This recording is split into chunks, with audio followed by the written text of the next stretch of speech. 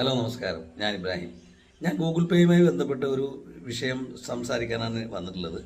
മറ്റൊന്നുമല്ല, നമ്മൾ ഗൂഗിൾ പേ ചെയ്യുമ്പോൾ, നമ്പർ വെച്ച് ചെയ്യുമ്പോൾ എല്ലാവരും ഒരു കാര്യം പ്രത്യേകം ശ്രദ്ധിക്കുക. ഗൂഗിൾ പേ ആണെങ്കിൽ നമുക്ക് കൊടുക്കേണ്ട അക്കൗണ്ട് ഗൂഗിൾ പേ ആണെങ്കിൽ ഗൂഗിൾ പേയിൽ മാത്രം കൊടുക്കുക. അതുപോലെ പേ ടി എം ആണെങ്കിൽ Paytm to Paytm ചെയ്യുക.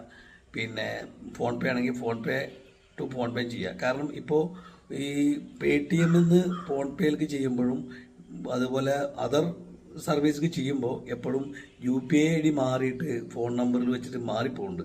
ഞാൻ എൻ്റെ അനുഭവത്തിൽ നിന്നാണ് പറയുന്നത്. ഞാൻ സ്ഥിരം ഒരു സ്ഥാപനത്തിലേക്ക് കൊടുത്തുകൊണ്ടിരുന്ന എമൗണ്ട്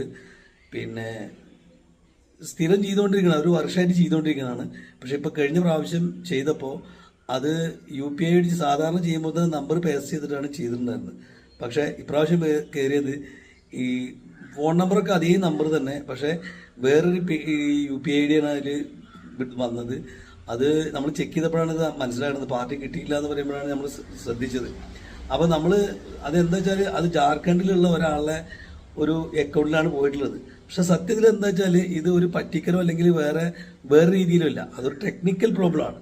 അപ്പോൾ ആ ടെക്നിക്കൽ ഇഷ്യൂവിന് ഇപ്പോൾ ആ ഫണ്ട് തിരിച്ചു കിട്ടാൻ ഒരുപാട് വർക്കുകൾ നമ്മൾ ചെയ്തു, ഞാൻ കൊടുത്തിട്ടുണ്ട്. പക്ഷെ ഒരിക്കലും ഒരു പൈസ കിട്ടുന്നുള്ളൊരു പ്രതീക്ഷയില്ല. അപ്പോൾ നിങ്ങൾ ശ്രദ്ധിക്കുക, പോയി കഴിഞ്ഞാൽ പിന്നെ വളരെ പ്രയാസമാണ് കിട്ടാൻ. അപ്പോൾ നമ്മൾ എന്താ ചെയ്യേണ്ടത് വെച്ചാൽ എപ്പോഴും നമ്മൾ ഗൂഗിൾ പേ ചെയ്യുമ്പോൾ നമ്മുടെ നമ്പർ പേസ്റ്റ് ചെയ്യുകയാണെങ്കിലും, ഞാനിപ്പോൾ നിങ്ങളുടെ അക്കൗണ്ടിൽ എപ്പോഴും വിളിച്ചാൽ കിട്ടുന്ന നമ്പറല്ലേ എന്ന് വിചാരിച്ചിട്ടാണ് നമ്മൾ ആ അക്കൗണ്ടിൽ നമ്മൾ പേസ്റ്റ് ചെയ്ത് വിടുന്നത്. പക്ഷേ പലപ്പോഴും ആ ഒരു ഫോൺ നമ്പറിൽ ബാങ്ക് മാനേജറുമായി ബന്ധപ്പെട്ട് അവർ പറഞ്ഞത് ഒരു നമ്പറിൽ തന്നെ പല UPI ID ഉണ്ടാക്കാൻ പറ്റും എന്നുള്ളതാണ് പറഞ്ഞത്. അല്ലെങ്കിൽ ഓട്ടോമാറ്റിക്കായിട്ട്, അതായത് അതെങ്ങനെ സംഭവിക്കണമെന്ന് ചോദിച്ചപ്പോൾ അവർ വിശദീകരണം പറഞ്ഞത്, നിങ്ങളുടെ ഈ ഫോൺ നമ്പർ വേറെ ആരെങ്കിലും ഏതെങ്കിലും സമയത്ത് ഉപയോഗിച്ചിട്ടുണ്ടെങ്കിൽ, അവർ ഫോൺ നമ്പർ ഏതെങ്കിലും ബാങ്കിൽ കൊടുത്തിട്ടുണ്ടെങ്കിൽ അങ്ങനെ വരാനൊക്കെ സാധ്യത ഉണ്ട് എന്നാണ് പറയുന്നത്. അതിൻ്റെ എന്താണ് ശരിക്കുള്ള പ്രശ്നം, എന്തുകൊണ്ടാണ് സംഭവിക്കുന്നത് എന്നുള്ളത് ഞങ്ങൾക്ക് തന്നെ മനസ്സിലാവില്ല എന്നാണ് ബാങ്കുകാർ പറയുന്നത്. ഒരിക്കലും നിങ്ങൾ ഫോൺ നമ്പർ വെച്ചിട്ട് ഈ ട്രാൻസാക്ഷൻ നടത്തരുത് എന്നാണ് അവർ പറഞ്ഞിട്ടുള്ളത്. അപ്പോൾ തട്ടിപ്പുകളും വെട്ടിപ്പുകളും കൂടാതെ ടെക്നിക്കൽ ഇഷ്യൂ കൂടി അതിൽ വരുന്നുണ്ട്.